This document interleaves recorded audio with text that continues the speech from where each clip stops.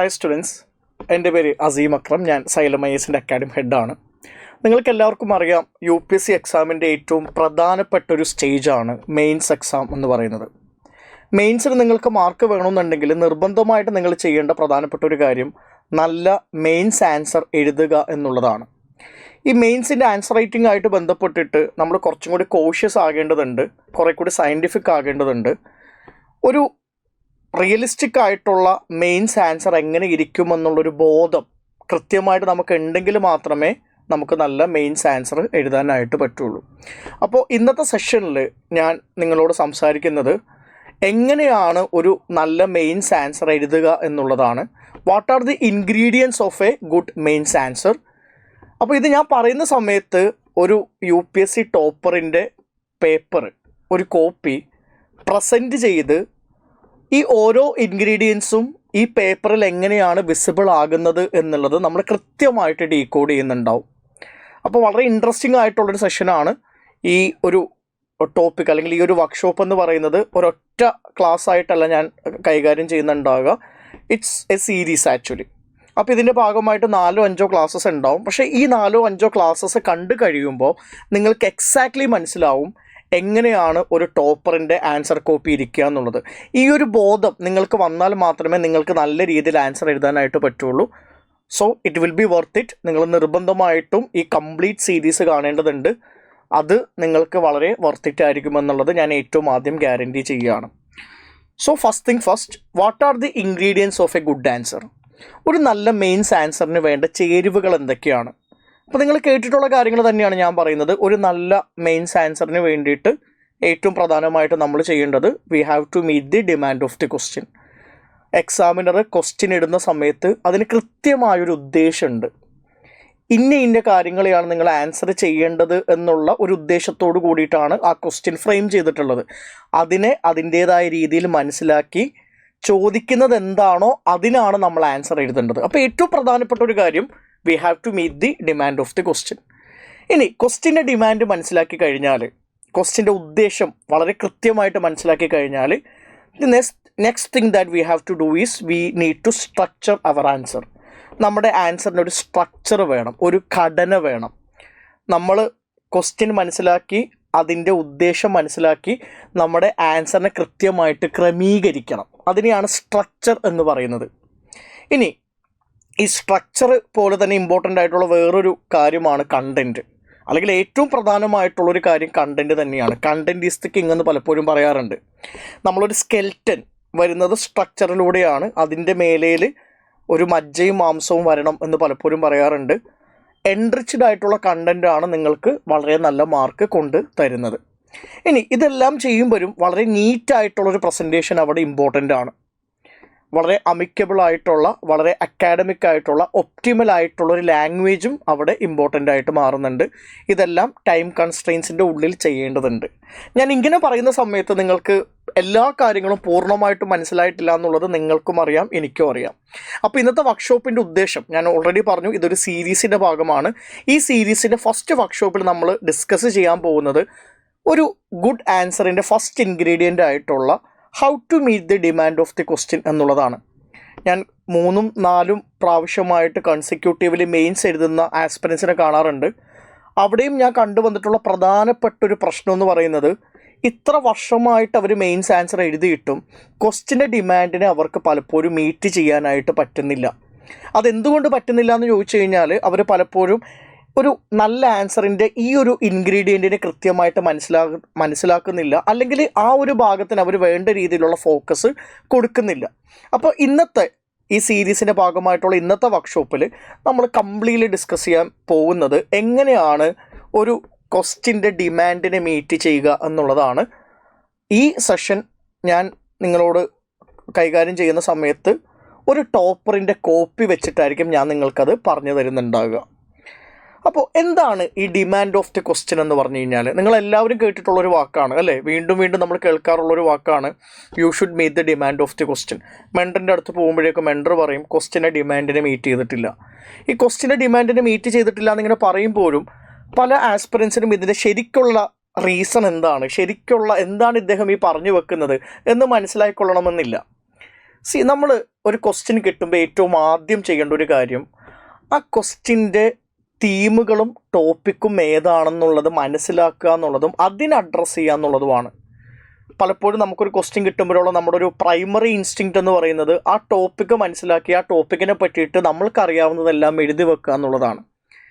Actually ആ ടോപ്പിക്കിനെ പറ്റി നമുക്ക് അറിയാവുന്നതെല്ലാം എഴുതി വെക്കുക അല്ല വേണ്ടത്. പകരം ആ ക്വസ്റ്റ്യനിലുള്ള മെയിൻ ടോപ്പിക്കിനെ ഐഡൻറ്റിഫൈ ചെയ്തിട്ട് ആ ടോപ്പിക്കായിട്ട് ബന്ധപ്പെട്ടിട്ട് എക്സാമിനർ നിങ്ങളോട് പറഞ്ഞിട്ടുള്ള കാര്യങ്ങൾ മാത്രമേ നമ്മൾ അഡ്രസ്സ് ചെയ്യേണ്ടതുള്ളൂ. അപ്പോൾ ക്വസ്റ്റ്യൻ കിട്ടിക്കഴിഞ്ഞാൽ നമ്മൾ ഏറ്റവും ആദ്യം ചെയ്യേണ്ടത് ആ ക്വസ്റ്റ്യൻ എടുക്കുക, ബ്രെയിൻ സ്റ്റോം ചെയ്യുക. നമ്മൾ ആ ക്വസ്റ്റ്യനിലുള്ള മെയിൻ ടോപ്പിക്ക് അല്ലെങ്കിൽ മെയിൻ തീമിനെ കൃത്യമായിട്ട് ഐഡൻറ്റിഫൈ ചെയ്യുക. മെയിൻ തീമിനെ കൃത്യമായിട്ട് ഐഡൻറ്റിഫൈ ചെയ്യുക എന്നുള്ളതാണ് ഏറ്റവും ആദ്യം നമ്മൾ ചെയ്യേണ്ട ഒരു കാര്യം.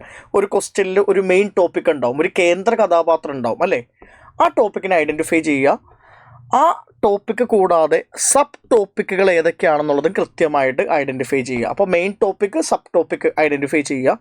ഇനി ഈ മെയിൻ ടോപ്പിക്കും സബ് ടോപ്പിക്കിനെയും കണക്റ്റ് ചെയ്യുന്ന ഒരു ഡയറക്റ്റീവ് അല്ലെങ്കിൽ ഒരു കീവേഡ്, ഇതിൻ്റെ ബന്ധം എന്താണെന്ന് എഴുതാനായിട്ടുള്ളൊരു കീവേഡ് ആ ക്വസ്റ്റ്യൻ്റെ ഉള്ളിൽ മെൻഷൻ ചെയ്തിട്ടുണ്ടാവും. അതിന് നമ്മൾ ഡയറക്റ്റീവ് അല്ലെങ്കിൽ കീവേഡ് എന്നാണ് പറയുക. ഈ 3 കാര്യങ്ങൾ എന്താണെങ്കിലും ഒരു ക്വസ്റ്റ്യൻ്റെ ഉള്ളിൽ നിർബന്ധമായിട്ടും ഉണ്ടാവും.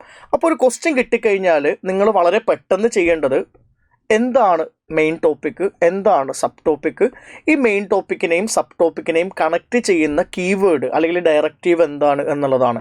ഇത് 3 മനസ്സിലാക്കി കഴിഞ്ഞ് കഴിഞ്ഞാൽ you shouldn't beat around the bush, you shouldn't drift away from the topic.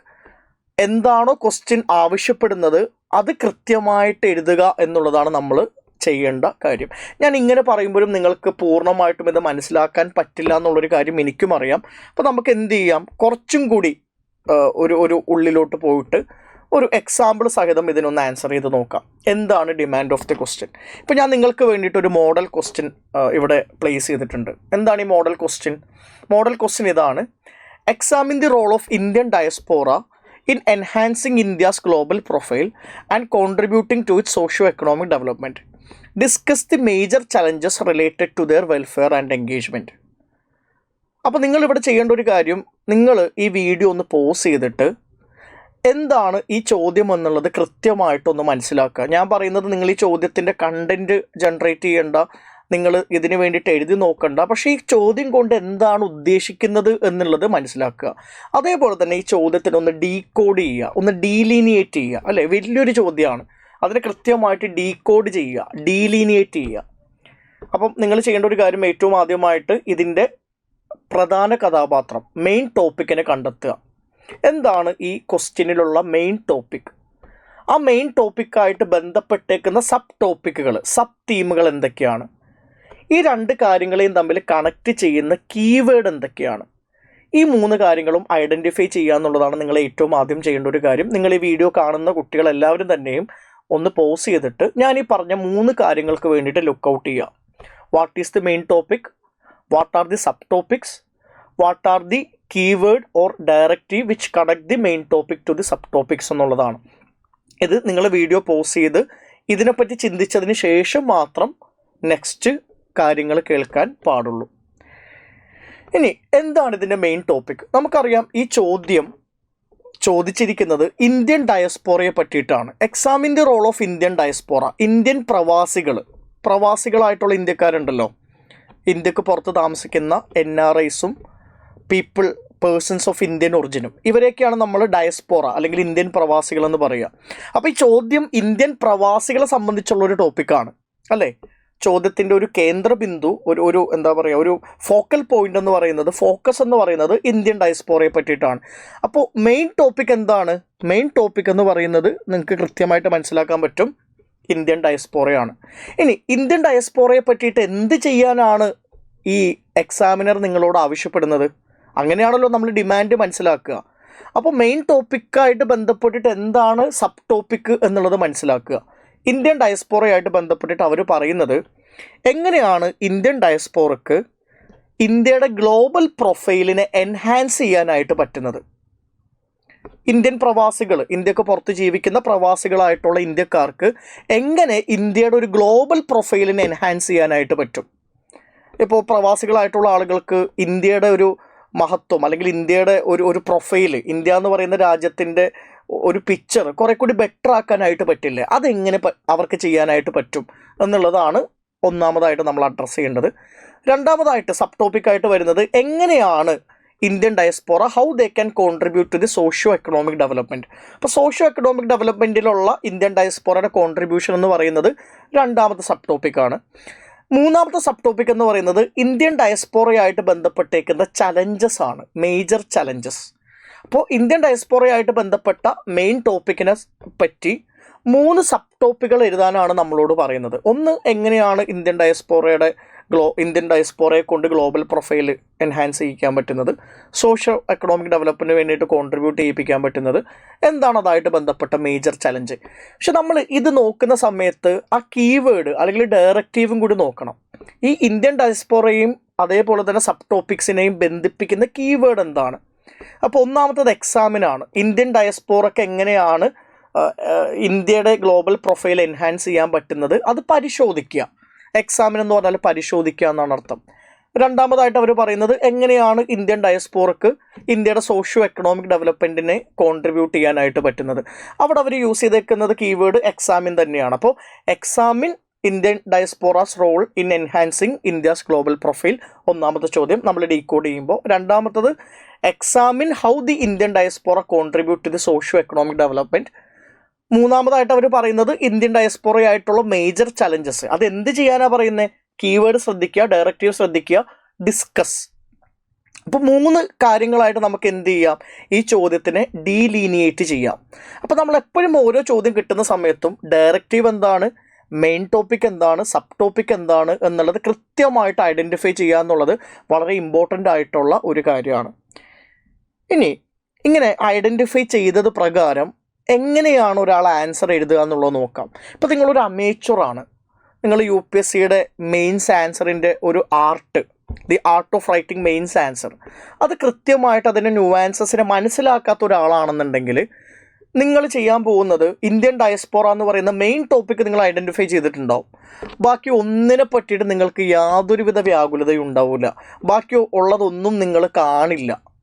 പണ്ട് ദ്രോണാചാര്യർ അർജുനോടും അതേപോലെ തന്നെ ബാക്കിയുള്ള ആളുകളോടും അമ്പെയ്യാൻ പറയുന്ന സമയത്ത് അർജുനൻ പറയുന്നുണ്ടല്ലോ, ഞാൻ അതിൻ്റെ കണ്ണ് മാത്രമേ കാണുള്ളൂ, ബാക്കിയുള്ള ആളുകൾ ഈ കിളിയെ മാത്രമല്ല കിളിക്ക് ചുറ്റുമുള്ള എല്ലാ കാര്യങ്ങളും കാണുന്നത് പോലെ നിങ്ങൾ ഈ ചോദ്യത്തിൻ്റെ എക്സാക്റ്റ് ആയിട്ടുള്ളൊരു മീനിങ്ങിലോട്ട് നോക്കാതെ നിങ്ങളൊരു അമേച്ചർ ആയിട്ടുള്ള ഒരാളാണ്, തുടക്കക്കാരാണെന്നുണ്ടെങ്കിൽ, അല്ലെങ്കിൽ നിങ്ങൾ മെയിൻസിൻ്റെ ആൻസർ റൈറ്റിങ്ങിൻ്റെ ന്യൂആൻസസിനെ മനസ്സിലാക്കാത്ത ഒരാളാണെന്നുണ്ടെങ്കിൽ നിങ്ങൾ ചെയ്യാൻ പോകുന്നത് ഇന്ത്യൻ ഡയസ്പോറയായി പറ്റി നിങ്ങൾക്കറിയാവുന്ന എല്ലാ കാര്യങ്ങളും അങ്ങ് എഴുതി വെക്കും. ഇപ്പോൾ ഈ ക്ലാസ് കേൾക്കുന്ന ചിലപ്പോൾ ഒരു വലിയൊരു മെജോറിറ്റി കുട്ടികളും ചെയ്യാൻ പോകുന്നത് ഇന്ത്യൻ ഡയസ്പോറയെ പറ്റിയിട്ട് നമ്മൾക്കറിയാവുന്ന എല്ലാ കാര്യങ്ങളും അങ്ങ് എഴുതി വെക്കുക എന്നുള്ളതാണ്. എളുപ്പമാണ്, അത് നിങ്ങളുടെ കുറ്റമല്ല. നിങ്ങൾ അമേച്ചർ ആണെങ്കിൽ അങ്ങനെ ചെയ്യാനുള്ള സാധ്യത വളരെ കൂടുതലാണ്. അതെന്തുകൊണ്ടാണെന്ന് വെച്ച് കഴിഞ്ഞാൽ നമ്മൾ ഇത്രയും നാളും വന്നിട്ടുള്ളൊരു പഠന രീതി ആ രൂപത്തിലാണുള്ളത്.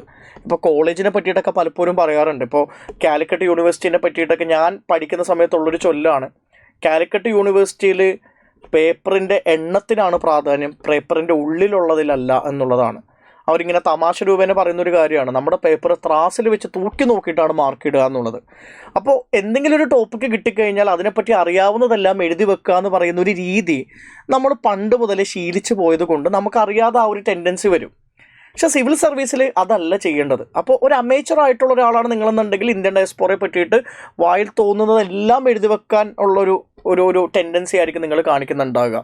ഇനി ഇഫ് യു ആർ ഒരു ആവറേജ് പേഴ്സൺ ആണ്, നിങ്ങൾ കുറച്ചൊക്കെ പഠിച്ചിട്ടുണ്ട്, യു ഹാവ് ജനറേറ്റഡ് കണ്ടൻറ്റ്, ക്ലാസ്സിലൊക്കെ ഇരുന്നിട്ടുണ്ട്, കുറേ കാര്യങ്ങളൊക്കെ അറിയാമെന്നുണ്ടെങ്കിൽ നിങ്ങൾ കുറച്ചൊക്കെ ടോപ്പിക്കിനെയും സബ് ടോപ്പിക്കിനെയൊക്കെ മനസ്സിലാക്കും. എന്നിട്ട് നിങ്ങൾ ചിന്തിക്കും, ഇന്ത്യൻ ഡയസ്പോറയായിട്ട് ബന്ധപ്പെട്ടിട്ട് അവരെങ്ങനെയാണ് ഇന്ത്യയുടെ ഒരു ഗ്ലോബൽ പ്രൊഫൈൽ എൻഹാൻസ് ചെയ്യുന്നത്, അത് നിങ്ങൾ ചിന്തിക്കും.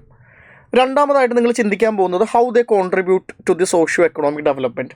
ഒരു സോഷ്യൽ എക്കണോമിക് ഡെവലപ്മെൻറ്റിന് വേണ്ടിയിട്ട് ഇന്ത്യൻ ഡയസ്പോറയ്ക്ക് എന്ത് കോൺട്രിബ്യൂട്ട് ചെയ്യാനായിട്ട് പറ്റും, ഇതും നിങ്ങൾ ചിന്തിക്കും. അതേപോലെ തന്നെ ഇന്ത്യൻ ഡയസ്പോറയുടെ എൻഗേജ്മെൻറ്റും വെൽഫെയറായിട്ട് ബന്ധപ്പെട്ടിട്ട് എന്തൊക്കെ ചലഞ്ചസ് ആണ്. ഇങ്ങനെ 3 കാര്യങ്ങളെപ്പറ്റി ചിന്തിക്കാനായിട്ട് ഒരു ആവറേജ് ആസ്പിരൻറ്റിന് പറ്റുകയും ചെയ്യും. കാര്യം ക്വസ്റ്റ്യൻ കൃത്യമായിട്ട് ഡീകോഡ് ചെയ്യുമ്പോൾ ഈ 3 കാര്യങ്ങളെങ്കിലും അവൻ്റെ കണ്ണിൽ പെടും.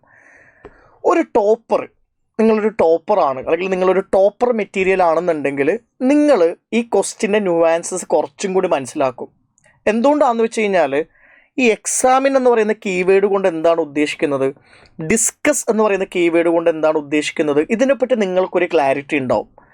അങ്ങനെയുള്ളൊരു ടോപ്പറാണ് നിങ്ങളെന്നുണ്ടെങ്കിൽ, അല്ലെങ്കിൽ ടോപ്പർ ആകാൻ കഴിവുള്ള ഒരാളാണ് നിങ്ങളെന്നുണ്ടെങ്കിൽ, ഈ ചോദ്യത്തിനെ നിങ്ങൾ ഡീകോഡ് ചെയ്യുന്നത്, അല്ലെങ്കിൽ ഈ ചോദ്യത്തിൻ്റെ ഡിമാൻഡിനെ നിങ്ങൾ മനസ്സിലാക്കുന്നത് വേറൊരു രൂപത്തിൽ തന്നെയായിരിക്കും. നിങ്ങൾക്ക് ഈ ചോദ്യം വായിച്ചു നോക്കുമ്പോഴേക്കും ഇവിടെ 4 കാര്യങ്ങൾ അഡ്രസ്സ് ചെയ്യപ്പെടേണ്ടതുണ്ട് എന്ന് മനസ്സിലാക്കാനായിട്ട് പറ്റും. If you know the nuances of the mains answer writing. അങ്ങനെ ഒരാൾ എന്താ ചെയ്യാൻ പോകുന്നത്, അയാൾ ഐഡൻറ്റിഫൈ ചെയ്യാൻ പോകുന്ന ഒന്നാമത്തെ കാര്യം, how diaspora enhances global profile. India എന്ന് പറയുന്ന ഒരു രാജ്യത്തിൻ്റെ ലോകത്തിലുള്ള ആ ഒരു പ്രൊഫൈൽ എങ്ങനെ പ്രവാസികൾക്ക് മെച്ചപ്പെടുത്താൻ പറ്റും, ഇതിനെപ്പറ്റി എഴുതണം എന്ന് അദ്ദേഹത്തിന് മനസ്സിലാവും, ടോപ്പറിന് മനസ്സിലാവും. 2, എങ്ങനെയാണ് ഡയസ്പോറയ്ക്ക് സോഷ്യോ എക്കണോമിക് ഡെവലപ്മെൻറ്റിന് വേണ്ടിയിട്ട് കോൺട്രിബ്യൂട്ട് ചെയ്യാൻ പറ്റുന്നത്, ഇതും മനസ്സിലാക്കാൻ പറ്റും. എന്തൊക്കെ ചലഞ്ചസ് ആണ് ഡയസ്പോറയായിട്ട് എൻഗേജ് ചെയ്യുമ്പോൾ ഉണ്ടാകാൻ സാധ്യതയുള്ളത്, പ്രതിസന്ധികൾ എന്തൊക്കെയാണ്, ഇതും ഐഡൻറ്റിഫൈ ചെയ്യാൻ പറ്റും.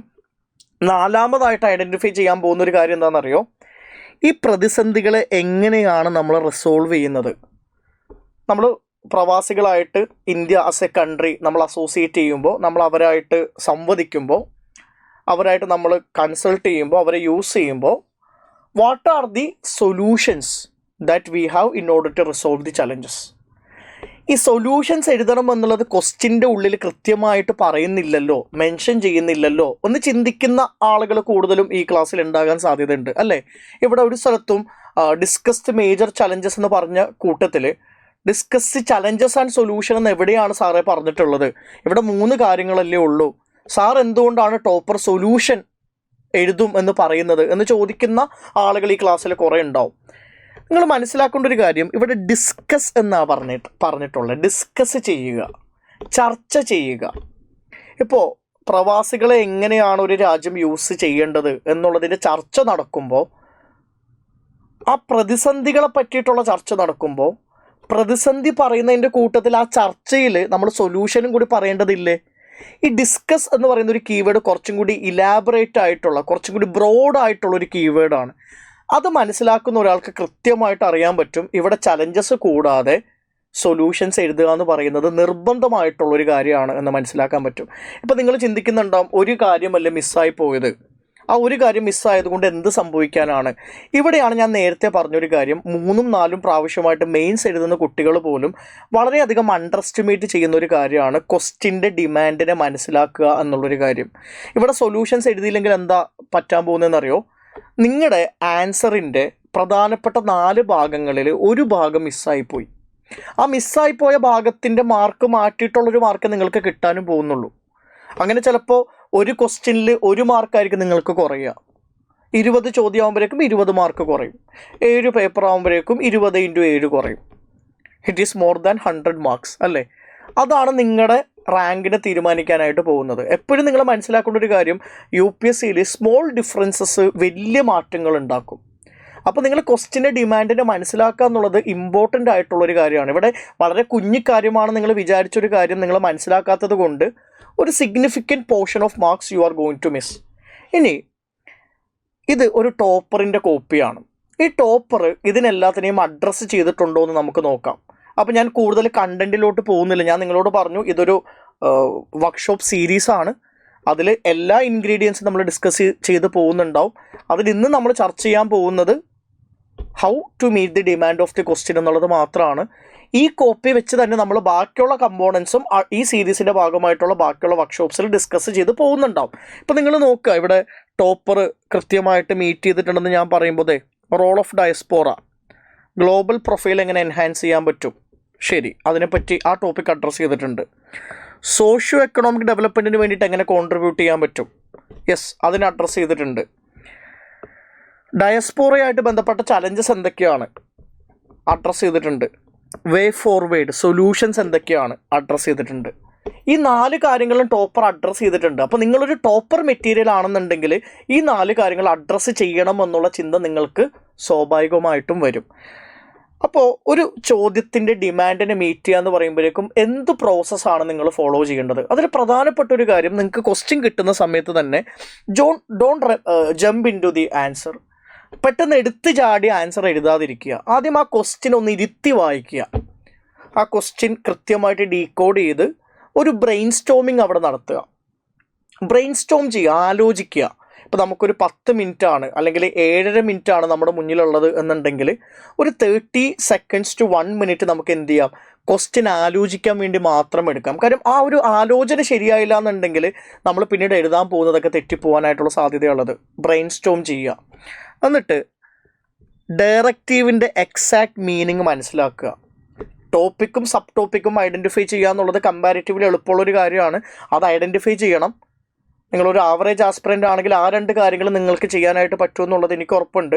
പക്ഷെ അതേപോലെ തന്നെ നിങ്ങൾ ചെയ്യേണ്ട വേറൊരു കാര്യം എന്താണെന്ന് വെച്ച് കഴിഞ്ഞാൽ ഈ കീവേഡിൻ്റെ എക്സാക്ട് മീനിങ് മനസ്സിലാക്കുക എന്നുള്ളതാണ്. ഇപ്പോൾ നിങ്ങൾ UPSCയുടെ PYQs മെയിൻസിൽ നോക്കുന്ന സമയത്ത് പല രീതിയിലുള്ള കീവേഡുകൾ നിങ്ങൾ കാണുന്നുണ്ടാവും. പല രീതിയിലുള്ള കീവേഡ് എന്ന് പറയുമ്പോഴേക്കും ചില ചോദ്യത്തിൻ്റെ ഫ്രണ്ടിൽ എക്സാമിനായിരിക്കും, ചില ചോദ്യത്തിൻ്റെ ഫ്രണ്ടിൽ സബ്സ്റ്റിൻഷ്യേറ്റ് ആയിരിക്കും, ചില ചോദ്യത്തിൻ്റെ ഫ്രണ്ടിൽ അനലൈസ് ആയിരിക്കും, ചിലപ്പോൾ ഡിസ്കസ് ആയിരിക്കും, കമൻ്റ് ആയിരിക്കും, ജസ്റ്റിഫൈ ആയിരിക്കും, ക്രിറ്റിക്കലി അനലൈസ് ആയിരിക്കും, സബ്സ്റ്റിൻഷ്യേറ്റ് ആയിരിക്കും, ഇലൂസിഡേറ്റ്, ഇല്ലുസ്ട്രേറ്റ്, ഇങ്ങനെ പല രീതിയിലുള്ള വാക്കുകൾ നിങ്ങൾ കാണാറുണ്ട്.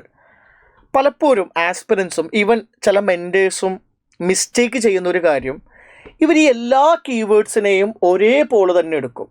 പക്ഷെ ഇവിടെ നിങ്ങൾ മനസ്സിലാക്കേണ്ട ഒരു കാര്യം, UPSC ഒരിക്കലും ഒരു വേർഡ് പോലും കെയർലെസ് ആയിട്ട് യൂസ് ചെയ്യില്ല. UPSC ഒരു ക്വസ്റ്റ്യൻ ഫ്രെയിം ചെയ്യുന്ന സമയത്ത് അവർ അറ്റ്മോസ്റ്റ് കോഷൻ യൂസ് ചെയ്തിട്ട് മാത്രമേ ഒരു ക്വസ്റ്റ്യനെ ഫ്രെയിം ചെയ്യുള്ളൂ. അവരൊരു വാക്ക് യൂസ് ചെയ്യുമ്പോൾ ചൂസ് ചെയ്തിട്ടാണത് ഇടുന്നത്. കാര്യം അല്ലെങ്കിൽ ഓരോ ആസ്പിറൻറ്റും ഈ ഓരോ ചോദ്യത്തിന് ഓരോ രീതിയിൽ വായിക്കുകയും ഓരോ രീതിയിൽ ആൻസർ എഴുതുകയും ചെയ്യും. അപ്പോൾ എങ്ങനെയാണ് ഇവാലുവേഷനിൽ ഒരു ഫെയർ ആയിട്ടുള്ള യാർഡ് സ്റ്റിക്ക് നമുക്ക് കൊണ്ടുവരാനായിട്ട് പറ്റുന്നത്? എങ്ങനെയാണത് ഫെയർ ആകുന്നത്? പലപ്പോഴും നമ്മൾ കേൾക്കുന്ന ഒരു കാര്യമാണ്, UPSCയുടെ ആൻസർ റൈറ്റിംഗ് എന്ന് പറയുന്നത് വളരെ സബ്ജക്റ്റീവാണ്. എനിക്ക് തോന്നുന്നു അത് വളരെ മോശമായിട്ടുള്ളൊരു സ്റ്റേറ്റ്മെൻറ്റാണ്. UPSCയുടെ ആൻസർ എന്ന് പറയുന്നത് കുറേയൊക്കെ ഒബ്ജക്റ്റീവാണ്. ഒരു ചോദ്യം UPSC ഇടുന്ന സമയത്ത് ഇന്ന കാര്യങ്ങൾ അഡ്രസ്സ് ചെയ്യണം എന്നുള്ള ചിന്തയോട് കൂടിയിട്ടാണ് അവർ ആ ചോദ്യത്തിന് ഫ്രെയിം ചെയ്യുന്നത്. അതെല്ലാ ആസ്പിറൻസും അതേപോലെ തന്നെ അഡ്രസ്സ് ചെയ്യണമെന്ന് അവർ വിചാരിക്കുന്നുണ്ടാവും. അപ്പോൾ നിങ്ങൾ ഒരു ചോദ്യം എടുത്തിട്ട് നിങ്ങൾക്കിടയിൽ ഒരു ചർച്ച ചെയ്ത് നോക്ക്. എല്ലാവർക്കും യോജിപ്പുള്ള, യുനാനിമിറ്റി ഉള്ള ഒരു സ്ട്രക്ചർ അല്ലെങ്കിൽ ഒരു ഡിമാൻഡ് ഓഫ് ദി ക്വസ്റ്റ്യൻ നിങ്ങൾക്കിടയിൽ കൊണ്ടുവരാനായിട്ട് നിങ്ങൾക്ക് പറ്റും. അപ്പോൾ എപ്പോഴും ചോദ്യം കിട്ടുന്ന സമയത്ത് കീവേഡ് എന്താണെന്ന് മനസ്സിലാക്കുക. ഞാൻ വേറൊരു സെഷനിൽ വളരെ കൃത്യമായിട്ട് ഓരോ കീവേഡിൻ്റെയും എക്സാക്ട് മീനിങ് എന്താണെന്നുള്ളത് ഡീറ്റെയിൽ ആയിട്ട് നമുക്ക് ചർച്ച ചെയ്യാം. അത് കംപ്ലീറ്റ്ലി ഡിഫറെൻ്റ് ആയിട്ടുള്ള ടോപ്പിക്കാണ്. അതിനെപ്പറ്റി സംസാരിക്കാൻ വേണ്ടി മാത്രം ഒരു നിയർ ടു ഒരു 1 hour 1.5 hour എടുക്കും. അപ്പോൾ ഞാൻ വേറൊരു സെഷനിൽ കൃത്യമായിട്ട് ഈ പറയുന്ന കീവേഡ്സിൻ്റെ ഡിഫറൻസസ് എക്സാക്ട്ലി എന്താണെന്നുള്ളതിനെ പറ്റി പറയുന്നുണ്ടാവും. പിന്നെ അതേപോലെ തന്നെ ചോദ്യം കിട്ടുന്ന സമയത്ത് അതിൻ്റെ കോണ്ടെക്സ്റ്റും കൂടി മനസ്സിലാക്കുക. ഇപ്പോൾ നമ്മൾ മെയിൻ ടോപ്പിക് എന്താണെന്ന് മനസ്സിലാക്കുന്നു, സബ് ടോപ്പിക് എന്താണെന്ന് മനസ്സിലാക്കുന്നു, ഇതിനെ രണ്ടിനെയും ലിങ്ക് ചെയ്യുന്ന ഡയറക്റ്റീവ് എന്താണെന്ന് മനസ്സിലാക്കുന്നു. ഇങ്ങനെ ഡീകോഡ് ചെയ്യുന്നതിനോടൊപ്പം തന്നെ അതിൻ്റെ ഒരു കോണ്ടെക്സ്റ്റ്, ആ ചോദ്യം ചോദിക്കാനുള്ള കോണ്ടെക്സ്റ്റ് എന്താണ്, അത് ഏത് സിലബസിൻ്റെ ഏത് ഭാഗത്തു നിന്നാണ് ഈ ചോദ്യം അവരിടാൻ സാധ്യതയുള്ളത്, അതായിട്ട് ബന്ധപ്പെട്ടിട്ട് എന്തെങ്കിലും കറണ്ട് അഫയേഴ്സോ ഡിസ്കഷൻസോ നടക്കുന്നുണ്ടോ, ഈ 2 കാര്യങ്ങളും കൂടി നിങ്ങളൊന്ന് മനസ്സിലോട്ട് കൊണ്ടുവരിക. അപ്പോൾ നിങ്ങൾക്ക് കുറച്ചും കൂടി ക്വസ്റ്റ്യനെ കോണ്ടെക്സ്റ്റലൈസ് ചെയ്യാൻ പറ്റും. അതും കൂടി എപ്പോഴും ശ്രദ്ധിക്കുന്നത് നല്ലതാണ്. ടോപ്പിക്കും സബ് ടോപ്പിക്കും മനസ്സിലാക്കുന്നതോടൊപ്പം തന്നെ ക്വസ്റ്റ്യൻ്റെ ഒരു context, which part of the syllabus from which the question has been taken, and is there any current event associated with the topic, അതും കൂടി ഒന്ന് മനസ്സിലോട്ട് കൊണ്ടുവരും. അപ്പോൾ കുറച്ചും കൂടി ബെറ്ററായിട്ട് ചിന്തിക്കാൻ നമുക്ക് പറ്റും, ചിന്തിക്കുന്നതിൻ്റെ സ്കോപ്പ് കൂടും. അപ്പോൾ ഈ രീതിയിലാണ് നമ്മൾ ഒരു ക്വസ്റ്റ്യൻ്റെ ഡിമാൻഡിനെ മനസ്സിലാക്കുന്നത്. അപ്പോൾ ഞാൻ വീണ്ടും പറയുകയാണ്, ഇന്നത്തെ സെഷനിൽ ഞാൻ സംസാരിച്ചത് ഒറ്റ കാര്യത്തിനെ പറ്റി മാത്രമാണ്. ഒരു ക്വസ്റ്റ്യൻ, അതിൻ്റെ ഡിമാൻഡ് എന്താണ് എന്നുള്ളത്, അതിനുവേണ്ടി നമ്മൾ എന്തൊക്കെയാണ് ചെയ്യേണ്ടതെന്നുള്ളത് ഒരു ടോപ്പറിൻ്റെ കോപ്പി കാണിച്ചിട്ട് ഞാൻ കൃത്യമായിട്ട് അത് പറഞ്ഞു തന്നിട്ടുണ്ട്. അടുത്ത ക്ലാസ്സിൽ ഇതേ ക്വസ്റ്റ്യൻ്റെ തന്നെ കണ്ടൻറ് എന്താണ് വരേണ്ടത്, സ്ട്രക്ചർ എന്താണ് വരേണ്ടത്, അതിന് യൂസ് ചെയ്യേണ്ട ലാംഗ്വേജ് എന്താണ്, ടൈം എങ്ങനെ മാനേജ് ചെയ്യാം, നല്ലോണം പ്രസൻറ്റ് ചെയ്യുന്നത് എങ്ങനെയാണ്, ഇതിനെപ്പറ്റിയെല്ലാം നമ്മൾ ഓരോരോ സെഷൻസായിട്ട് പറയുന്നുണ്ടാവും. അതിലെല്ലാം തന്നെയും ഈ ടോപ്പറിൻ്റെ കോപ്പീനെ വെച്ച് തന്നെയായിരിക്കും ഞാൻ സംസാരിക്കുന്നുണ്ടാവുക. ഞാനിപ്പോൾ പെട്ടെന്ന് ആ ടോപ്പറിൻ്റെ കോപ്പി കാണിച്ചങ്ങ് ഒഴിവാക്കുകയാണ് ചെയ്തത്. കാര്യം ഇന്നത്തെ സെഷൻ എന്ന് പറയുന്നത് meeting the demand of the question എന്നുള്ളത് മാത്രമാണ്. അതിനുവേണ്ടി അത്ര കാര്യം മാത്രമേ നിങ്ങൾ അറിയേണ്ടതുള്ളൂ. ഓരോരോ കാര്യങ്ങളായിട്ട് നമുക്ക് എന്ത് ചെയ്യാം, ഇതിനൊന്ന് ഡീകോഡ് ചെയ്തെടുക്കാം. അപ്പോൾ എക്സ്ട്രീംലി ഇമ്പോർട്ടൻ്റ് ആയിട്ടുള്ളൊരു സെഷനാണ്. ഈ സെഷൻ കഴിയുന്നതോട് കൂടിയിട്ട് ഒരു ഐഡിയൽ മെയിൻസ് ആൻസർ എങ്ങനെ എഴുതണം എന്നുള്ളതിനെ പറ്റിയിട്ടുള്ളൊരു വിഷ്വൽ പിക്ചർ നിങ്ങൾക്ക് എല്ലാവർക്കും കിട്ടും. ഒരിക്കലും മിസ് ചെയ്യരുത്. See you in the next classes. Thank U.